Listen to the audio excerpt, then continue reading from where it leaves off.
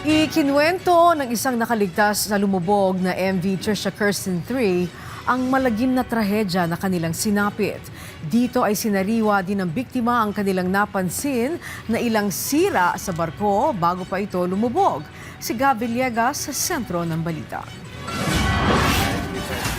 Ibinahagi sa PTV News ng isa sa mga survivor, ang 62 taong gulang na si Norhosin Sali, ang kanyang kwento sa paglubog ng MV Trisha Kirsten 3 sa katubigan sakop ng Basilan noong madaling araw ng January 25. Ayon kay Norhosin, maganda ang panahon nang umalis ang Roro mula Zamboanga City patungong Jolo sa Sulu. Noong nagtungo sa palikuran si Norhosin, napansin na niya na mayroong sira ang Roro. Doon sa CRL, mayroong isang tires na nakauka. Or ako baka mapagsakan yung paa ko. Nung tinanggal ko, nakita ko ang barko.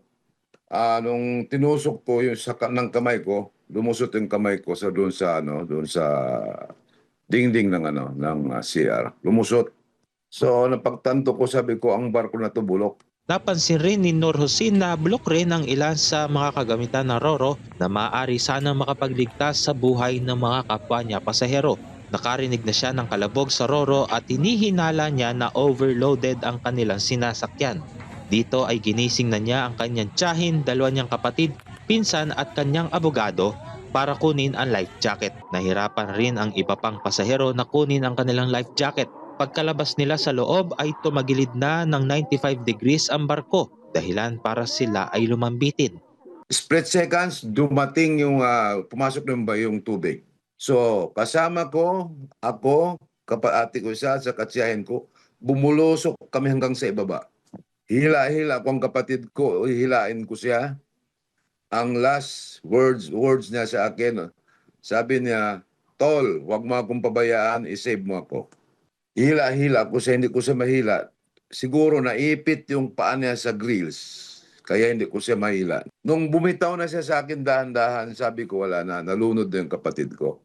Namatay sa paglubog ang kanyang tiyahin at kanyang kapatid. Na-retrieve ng mga otoridad ang labi ng kanyang kapatid at tiyahin 4 na araw matapos ang paglubog ng Roro. Nagpalutang-lutang sila ng 3 oras sa gitna ng dagat at nakaligtas siya matapos kumapit sa life raft ng Roro vessel.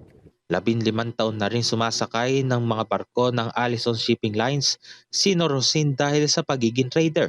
Namigay na rin umano ang pamunuan ng Allison Shipping Lines ng financial assistance sa mga survivor na nagkakahalaga ng aabot sa 30,000 piso. Nung binasa ng attorney namin, parang trap siya. Kasi papirmahin ka doon, bigyan ka lang 30,000, kahit na magsampa ka ng kaso, wala na. Nakapirma ka na. Sinabi ni Norhosin na wala siyang sinisisi sa nangyari pero hanggang ngayon ramdam pa rin niya ang trauma mula sa insidente. May panawagan naman si Norhosin sa pamunuan ng Allison Shipping Lines.